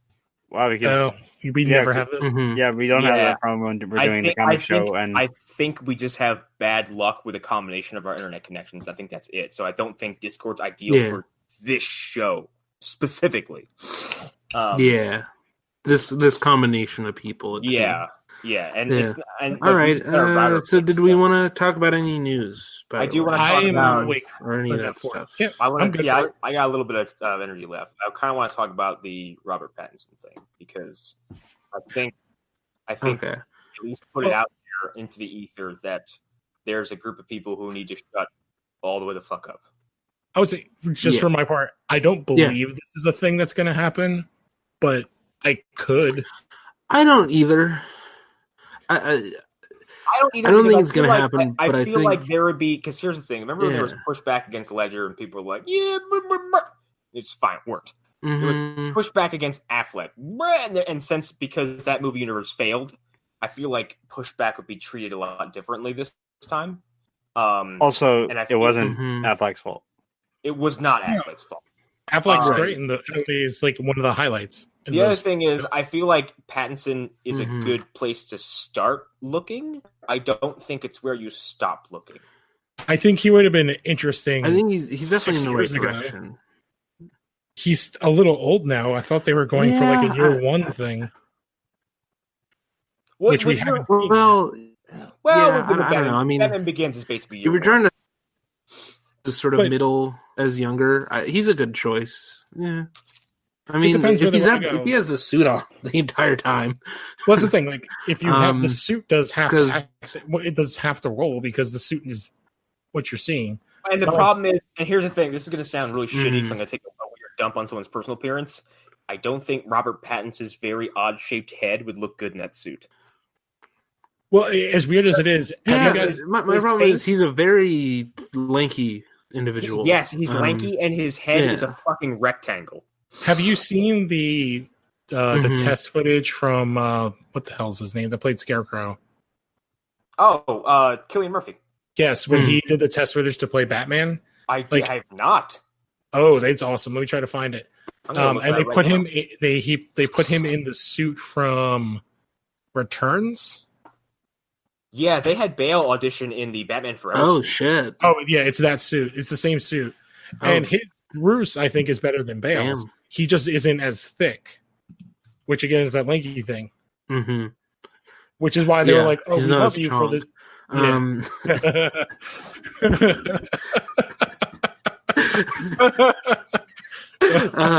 damn it. Okay. This is the day of the word of the day. But no, that's a good point. But here's the thing. What happens with a lot of these castings is that they come back to these people. Heath Ledger was considered for Batman at one point. I could totally see R-Pats playing Joker if they're going to recast Leto, or if they're going to stick with, or if they're going to reveal that he is Jason Todd. I would laugh my tits off. Please do. If Robert Pattinson replaced Jared Leto. Only because not because of who it is. I think he's better at casting, actually. It's because I don't think anyone in the history of superhero movies has deserved more to be recast than Jared Leto's Joker. Like, get the fuck out of my face forever with that garbage interpretation of that character. Fuck off. And that is the one thing. Is the one thing from those movies that I will never, ever, ever let go or forgive is how cosmically they fucked up the Joker. And how they made him a pseudo meth addict. Kind of. Holy shit, Cillian Murphy, it looks fucking cool in the Batsuit. Oh my god. And here's the thing. If they had been in a universe where his Joker made sense, like if the universe fit around that Joker, I would be into that, but it didn't. Like, and that's one of the failures of the entire DCEU is like nothing feels cohesive. Like I don't really think their Wonder Woman and their Batman and their Superman actually match in any way. And that goes further out, to all their characters. And that's a problem. Like, the MCU, as different as their characters are and as weird as Thor is in comparison to somebody like, Hawkeye, as godly and strange as his world is, they still fit within the same movie. And you don't look at them on screen and say, well, what's that person doing there? Yeah, but they also reference the weirdness. It's like, oh, you're a guy with a bow. Like Hawkeye will be like, well, I'm just a guy with a bow and arrow. Like that's why, like in Infinity War, when Thor shows up, it is a fucking event. Like because Thor is that goddamn level of a character, and he should be. He's the Avengers version of Superman in the Justice League. He is their heaviest hitter. Right. Oh yeah, he shows up, and for a moment, it seems like the entire battle has shifted. Like everything is just going to be fine at that point. Thor wins that skirmish by himself. Yeah, and that fight is going poorly until Thor shows up. Yeah, and he almost beats Thanos. And we're trained on Lord of the Rings. Yeah, like we're trained on on Aragorn and Legolas and fucking Gimli showing up with an army of ghosts and being like, "Well, it's done now, right? This is it. It's all good now." In this case, it was an Australian, a tree, and a rodent. Yeah, I mean, it's actually pretty similar when you think about it. But yeah, are you telling me that Aragorn is the Australian, Gimli is the rodent, and Legolas is the tree? Yeah, that's actually perfect. No, we're going. I would say like Gimli is the tree, and Legolas is the rodent. I think they're interchangeable. Yeah, kind of. The real question is, would Rocket allow himself to be thrown by Groot or not? That's the deciding. He would allow Thor pick him up. Doesn't Thor or someone pick him up and they spin around? Winter Soldier. That's right. They do. Picks him up, and they do like Winter Soldier does. Yeah, that is like, not to get too heavy into an Infinity War like rant, but that is like top 5 moments of the movie for me, because I did not see that. Of two characters you told me that were interact, Rocket Raccoon and the Winter Soldier forming a machine gun whirling dervish was not one of them. Okay. Well, the fact that you can even say those two characters are both have live action versions, let alone on the screen at the same time. I'm getting that. Yeah. How about the arm? Good. Rest in peace, Oreo. It would have actually been hilarious if when Winter Soldier tested if the arm stayed.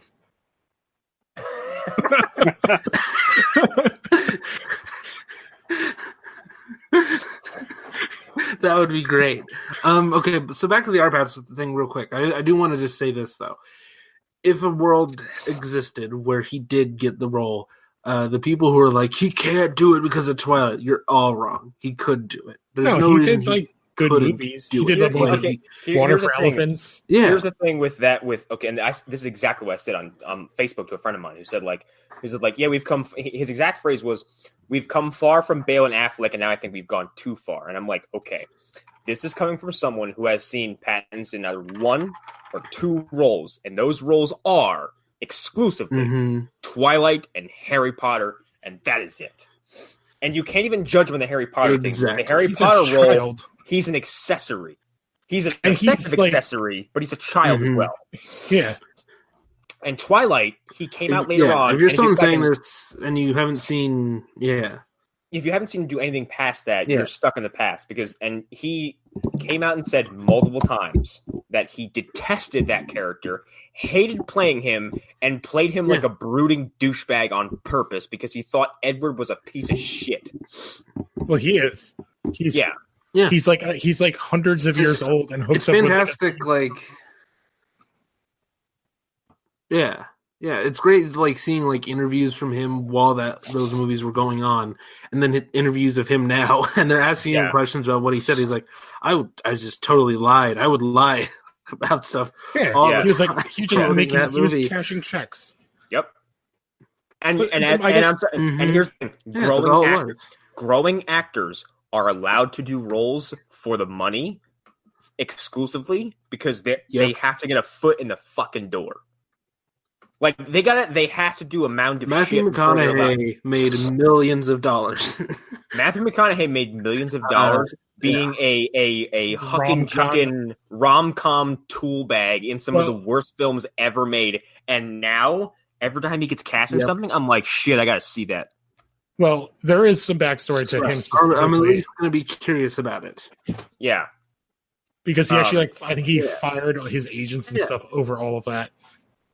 Yeah, and I think one of the first times I saw him in something where I was like, he's good. It was Tropic Thunder, where I was like, wow, he's got range. Yeah. Well, because he was in what's that movie with him and Sam Jackson? With the lawyer and the girls. I know what I'm talking about. Something is burning. Yeah, Bring a Lawyer or whatever. No, it's not that. No. It's way earlier. Sam Jackson plays the father of three little girls who are killed. The father of daughter who's raped by a bunch of fucking racists, and McConaughey is his lawyer, and Bullock is in it. A Time to Kill. A time is it okay? Yeah, Time to Kill. That's very early. And he's like a fucking force of nature in that movie, and then just resting on his laurels and did a shit ton of garbage chick flicks. But like you said, that had to do with his agent. And people thought for a long time that Kristen Stewart was a garbage actress. But once you get these people out of this fucking vacuum of creativity and essence, they get to blossom. Like Kristen Stewart has been doing a whole bunch of indie flicks that people rave about. Well, she also had the side part of being the daughter of a big Hollywood exec.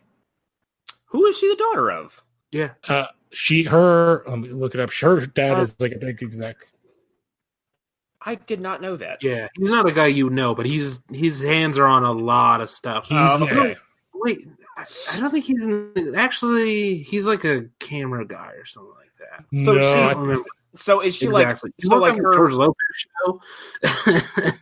her rise is somewhat nepotism based, but even she grew out of that. And that's the thing. Here's the other thing about it too. Her and him. Yeah, and here's the other thing too. If we're gonna just sit here and judge actors by a fraction of their body of work, then fuck it, throw them all out. Everybody. Yeah. That means everybody goes in the same fire because everybody in Hollywood has done at least one piece of shit or a few pieces of shit, and then have come back and they're done great. Exactly. Nicolas Cage just got out of a long stretch of pieces of shit.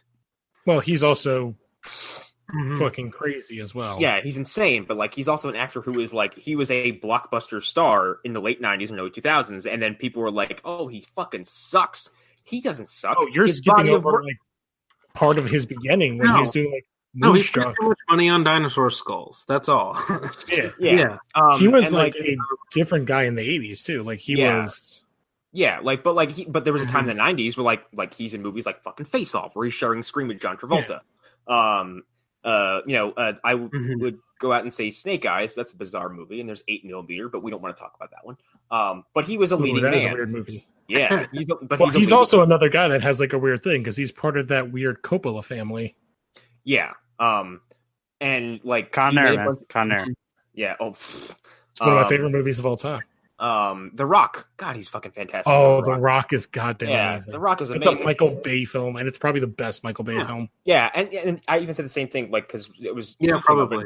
He came up in a different conversation related to this with the same friends, where it's like, you can't just consistently hold, like, the same mistakes against the same performance artists or the same creative people, because, like, you assassinate the notion of evolution and growth and change and, you know, all that stuff. It's the same kind of logic about, like, how these scorched earth, like, you know, moral superiority assholes who are like, this person said that thing 15 years ago in a Facebook post about chicken.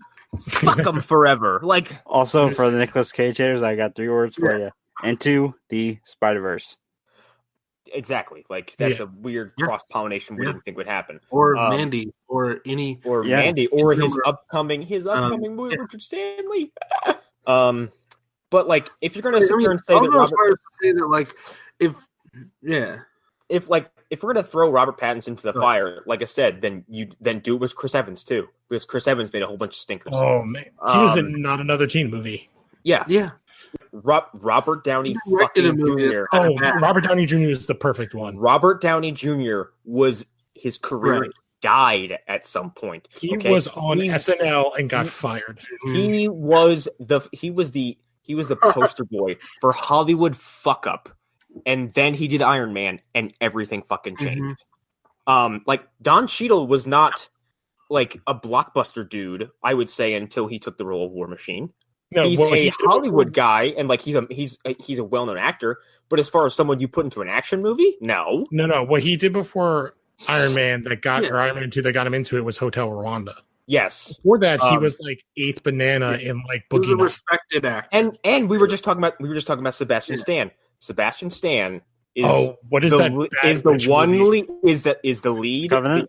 In the Covenant. He is in one of the biggest steaming pieces of shit I have ever seen, and now he's a staple of the MCU.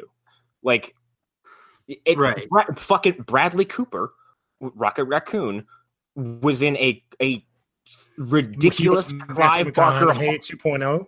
He was in a ridiculous Clive Barker horror movie called Midnight Meat Train, which involves some weird fucking cult and Vinnie Jones smashing people with a fucking hammer. That movie is great, but it's preposterous to think that Bradley Cooper. But he also did the rom-com thing like McConaughey. Yes, he did. Like he was McConaughey 2.0. Yeah.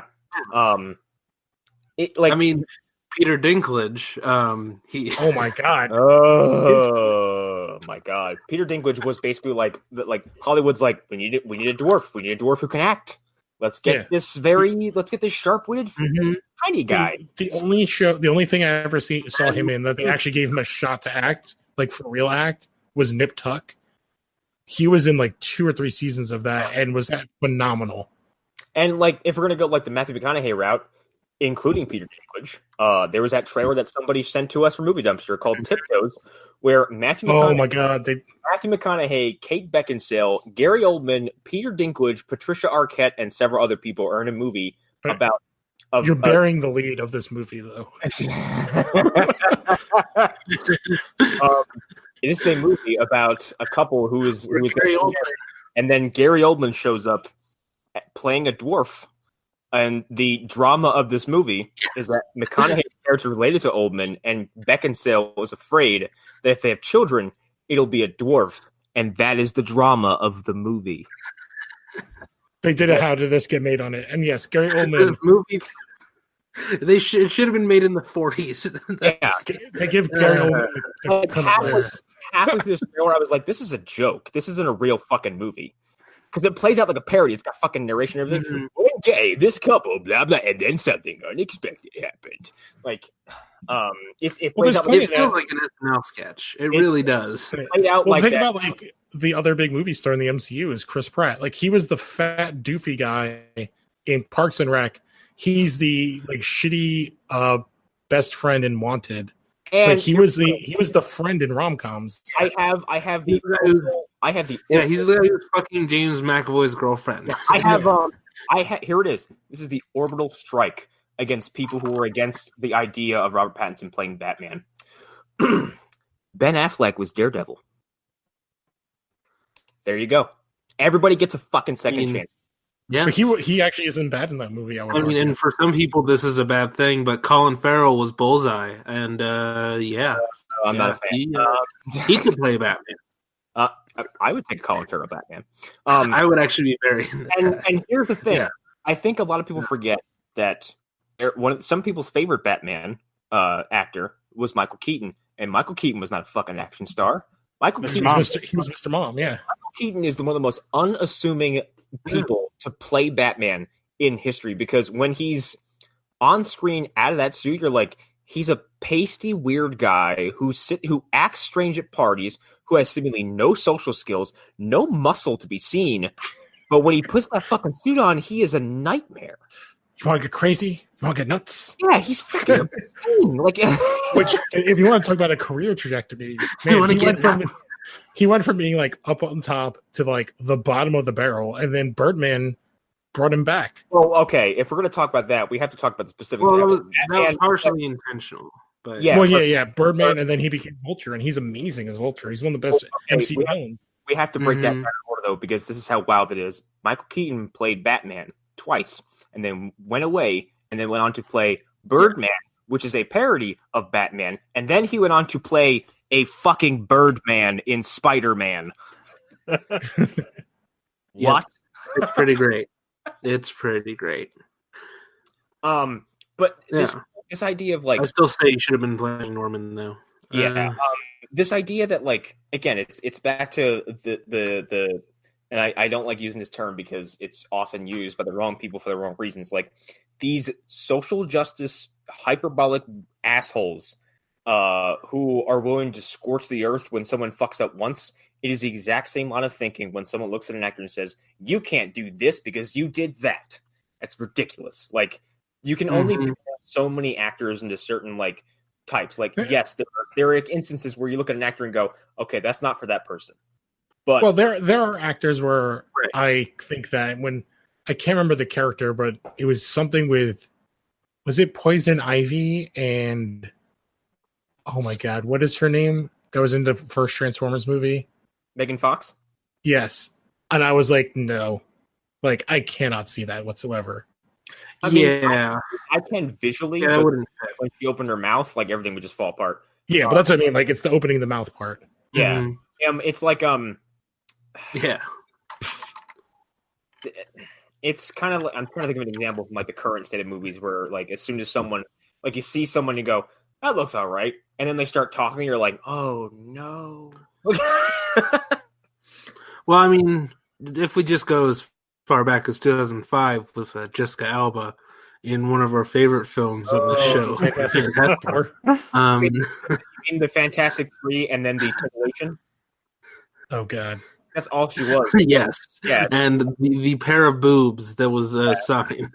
Pair of paid to be there. Stand there next to and I will still argue, of the three major motion picture Fantastic Four, it's not the worst one. It isn't.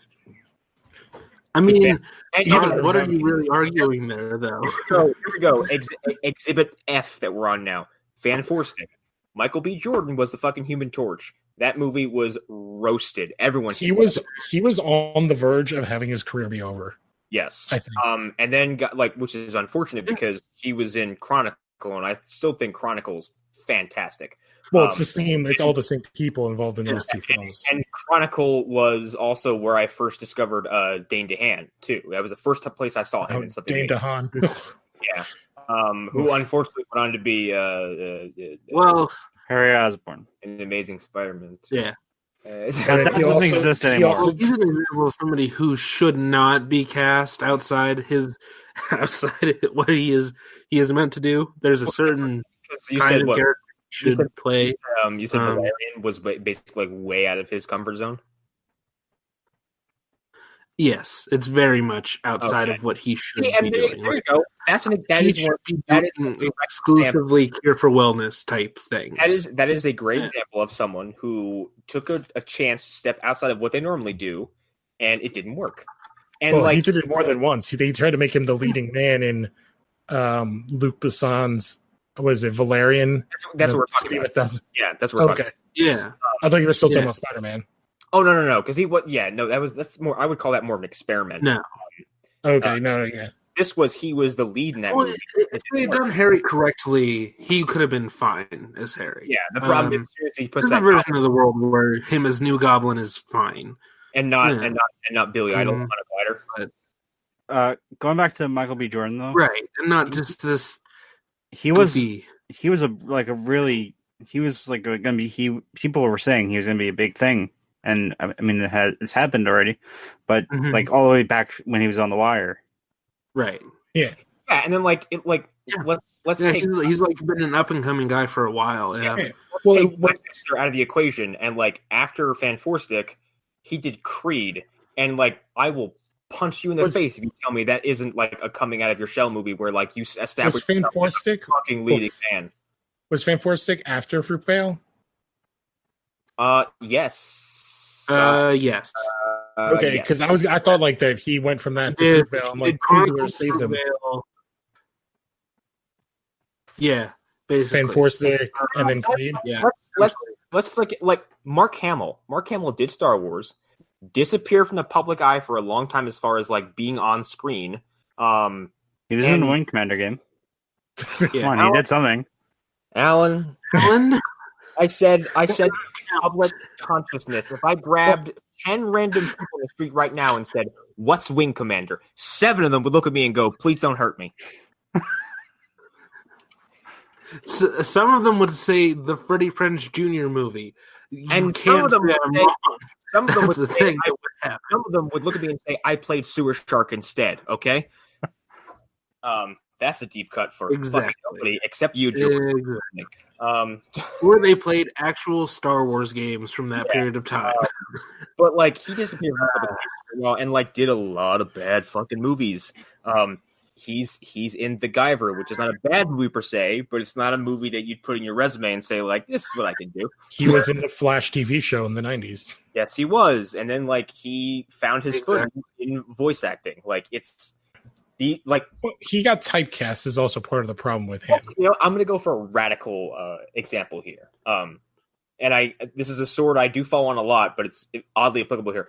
Pro wrestling. Wrestlers usually fail when you try to force them into a position they are not designed for. And a lot of wrestling success comes from abject failure that gets transitioned into success in spite of all creative efforts to do the opposite. Wrestling works when you find out, all right, that didn't work. Let's let it evolve into something else. You leave room for growth. You leave room for evolution. You leave room for the act to change and grow and get better over time. We would not have The Rock today if Dwayne Johnson didn't debut as Rocky Maivia.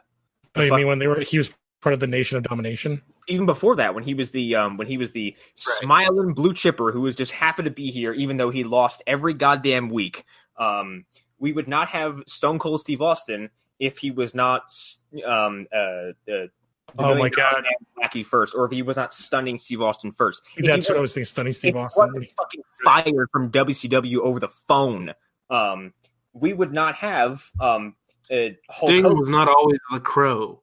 Sting. Oh no, he was straight up. He was Ultimate Warrior's sidekick. Sting was the Ultimate Warrior's sidekick when the Ultimate Warrior was known as Dingo Warrior. For God's sake. Shawn Michaels was part of a corny fucking 80s metal hair tag team, and it didn't change until he chucked his partner through a glass window. You have to let things grow and change.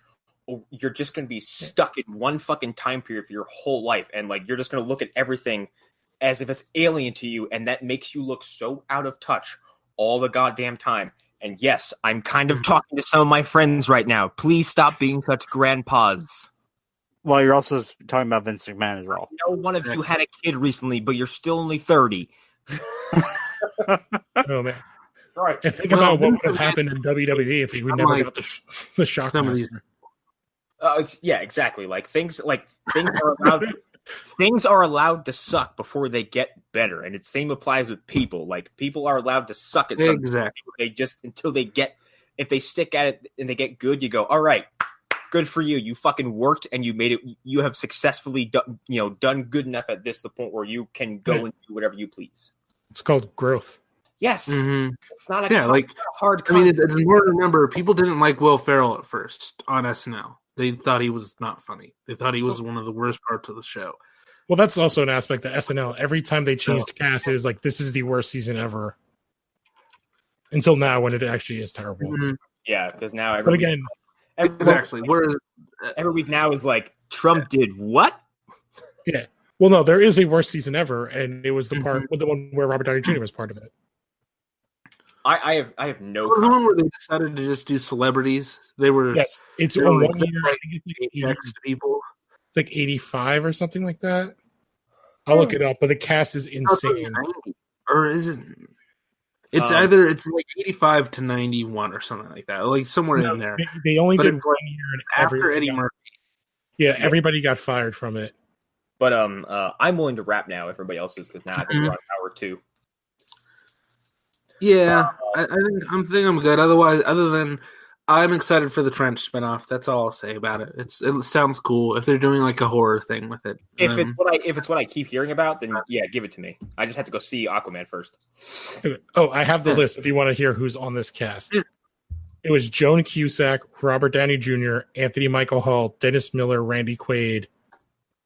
With Damon Wayans was one of the featured cast. I'm sorry, did you say Anthony Michael Hall as in the Dead Zone? Yes. Which, interesting, you go to Dead Zone and not like Breakfast Club. Yeah, I think it's because I just watched Lawnmower Man and Stephen King. Well, there are two Anthony Michael Halls. That's the problem. No, this is the Anthony Michael Hall. Yes, and every single person on the main cast.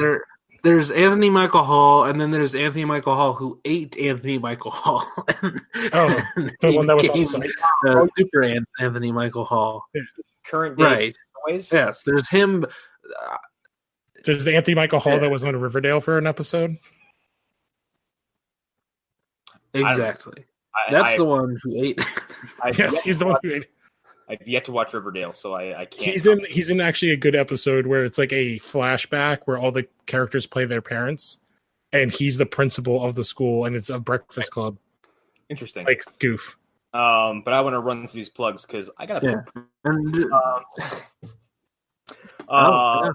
Yeah, because I had Little Caesars before we started, and it worked its way through me. Little Caesars. Yep, it's just Little Caesars. Usually, here's the thing, everybody. Pro tip: next time you buy Little Caesars, just take it in a box, walk to your bathroom, and just dump in the toilet, and just cut out the word. But it's $5 hot and ready.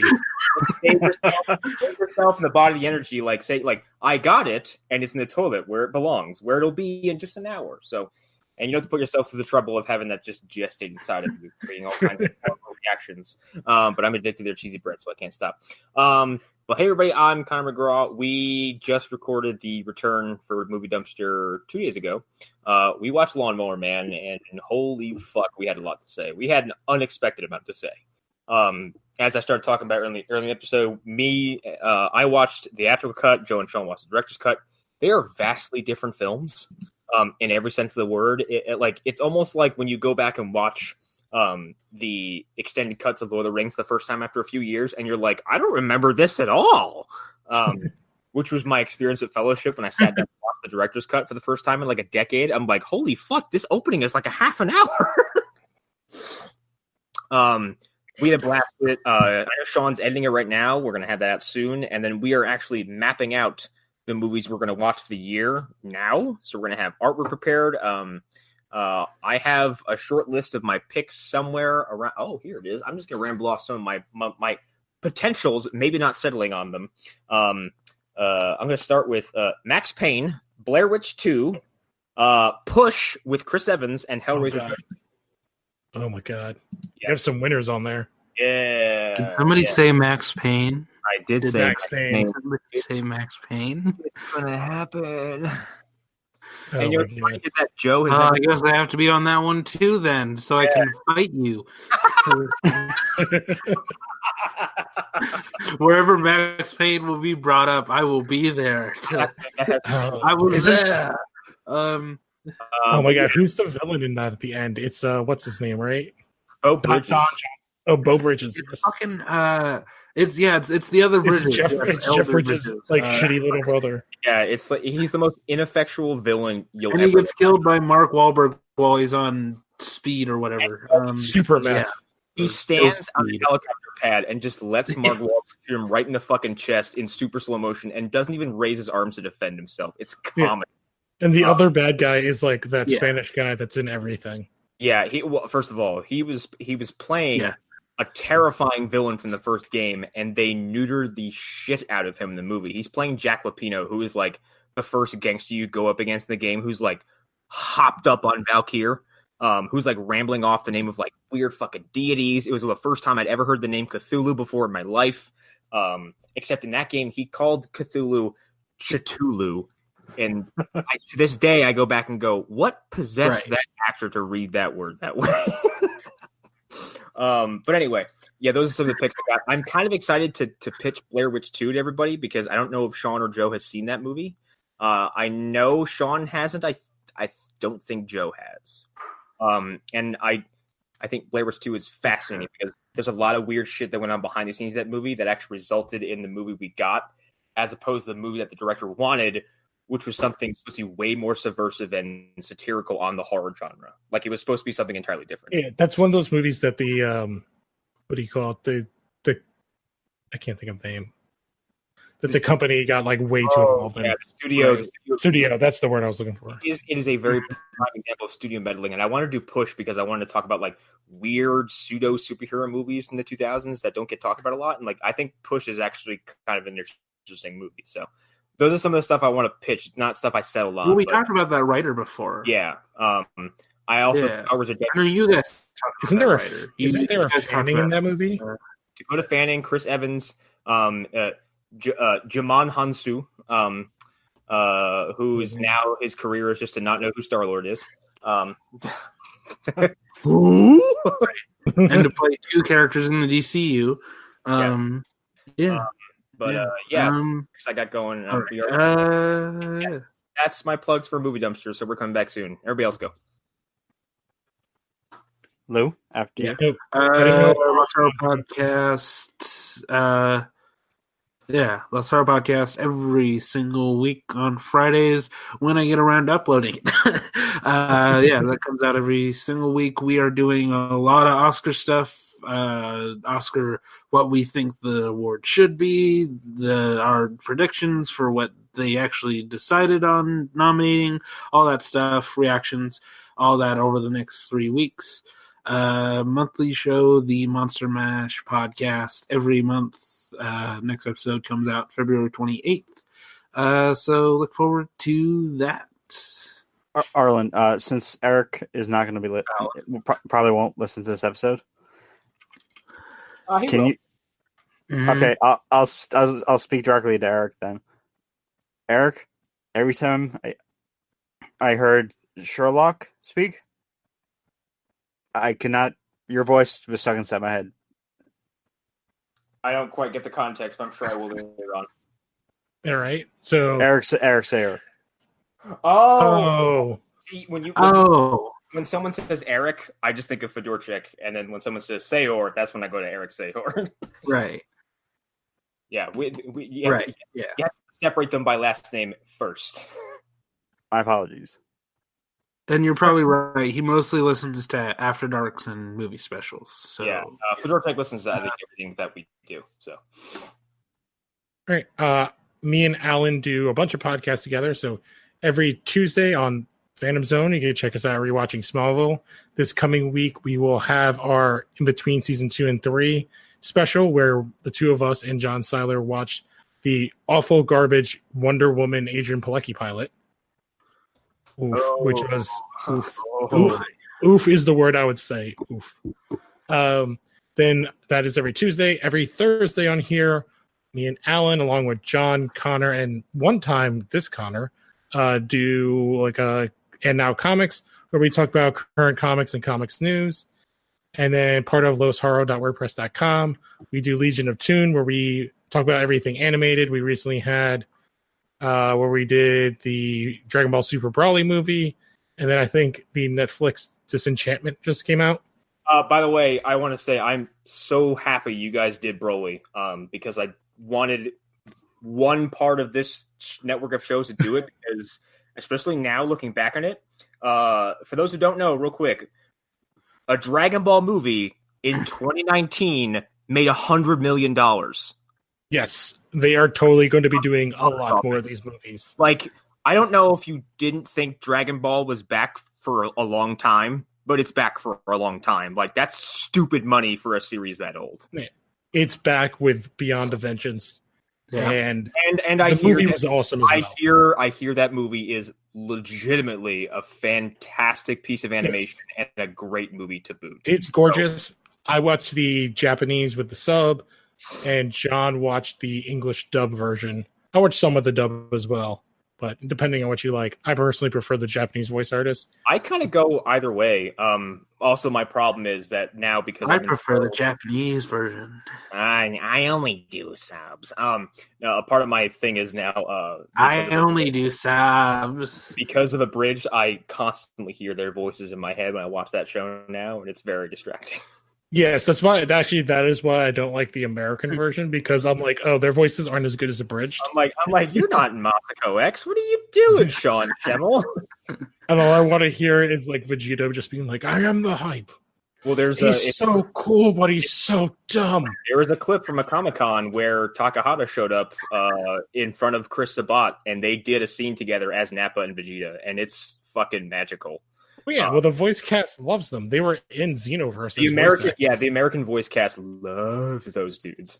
I can't say so much for the Japanese production side of things. They're not so happy with Team 4-Star. No, but that's the reason why they have so many goddamn problems. Yeah, exactly. But anyway, which we have talked about doing part of Legion of Toon, doing us talking about some of the abridged.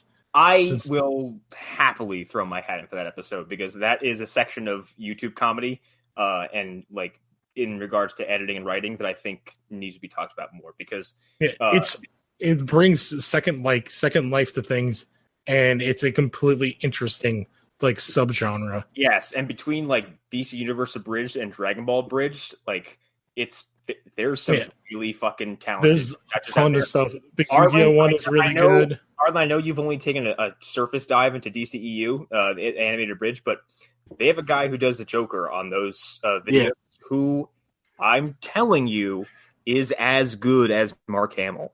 Oh, he is great. Yeah, Connor's not lying. He is remarkable. And the ideas that they come up with, like their Superman is goddamn fucking amazing. Their Superman and their Ollie are amazing. I love their Superman quite a bit. And their version of Oliver is just always I'm the whole reason. My favorite scene is still like when Cyborg is leaving, and he's like, it's okay. I know I'm half the reason you're leaving. I'm the reason you're leaving. Cyborg goes like, well, you're a little bit more than half, but yeah. Well, there's also there's a fantastic callback to when in Young Justice Abridged, Superman runs for president, and because they do the movies as well, and they have their own timeline, which I think is really impressive. Like their show has its own in Abridged Universe timeline, and they did Justice League. It's Doom, right? Where Batman, it's the Tower of Babel story. Yeah. Yes. They do that, and at some point, because that takes place before Young Justice, so at some point, someone suggests, like, it's not like you're running for president or anything. At the top of the screen, top left corner, it says, Superman will remember that. One of the best jokes I've ever